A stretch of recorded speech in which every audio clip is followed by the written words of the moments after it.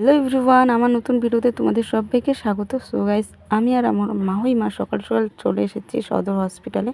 আসলে আমার ছোটো ভাগনা হসপিটালে অ্যাডমিট আছে, বাট এখন না সকাল সকাল এসেছি, ভিতরে ঢুকতে দিচ্ছে না। এখন নাকি ঘর পরিষ্কার করছে। সো সবাইকে বলেছে যে 11টার পরে ঢুকতে। ভীষণ বিরক্ত লাগছে, আর বাইরে প্রচুর রোদ, গরম করতেছে। তো দেখা যাক 11টা বাজুক, তারপরে ভিতরে ঢুকবো। গাইস, প্রথমবার সদর হসপিটালে আমি এদিকে কোনো দিনও আসি, সদর হসপিটালেই আসিনি। ভিডিওটা জানি এখন পোস্ট করতে পারবো না, জানি না কবে পোস্ট করতে পারবো। বাড়ি যাবো আমি সুস্থ হয়ে, তারপরে। আমি রোগী না, সেটা ভালো লাগলো কি সেটাও জানি না।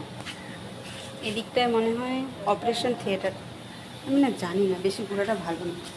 চলো, এখন মেডিসিন দিচ্ছে সবাইকে, আমাদেরকে বাইরে পাঠিয়ে দিয়েছে।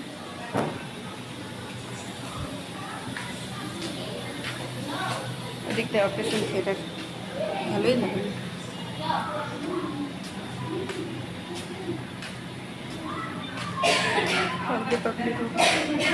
আমি ভিডিও করছি, আমার ভাগনা চুপচাপ টিভি দেখছে, বুঝতেই পারছে না যে আমি ভিডিও করছি। আর বাচ্চাদের রুমে না বেবি ওয়ার্ডে টিভি আছে, বাট টিভির সাউন্ডটা মিউট করা আছে, সাউন্ড দেয় না, বাট তবুও আমার ভাগনা দেখছে। ভালো লাগছে এমনি হসপিটালটা, ভালো ভালো।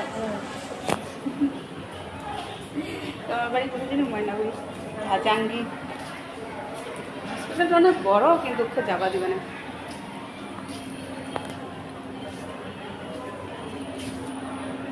দেখি ডেলিভারি পেশেন্টের পাশে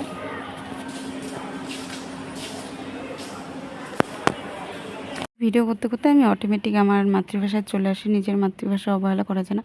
আর এই জায়গাটা আমার ভীষণ ভালো লাগলো, খুব সুন্দর লাগলো এই জায়গাটা। একটু শান্তি পাওয়া যাচ্ছে এখানে, চুপচাপ, কেউই নেই। তো এখানে বসে আছি, এখন আবার মেডিসিন দিচ্ছে, তাই আমাদের বাইরে বের করে দিয়েছে। আর আমি সারা দিনে এই মাত্র একবার সবে মুখ ধুলাম, দেখো।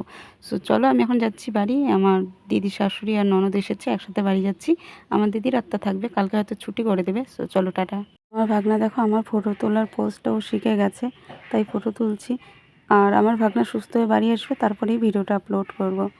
সো চলো।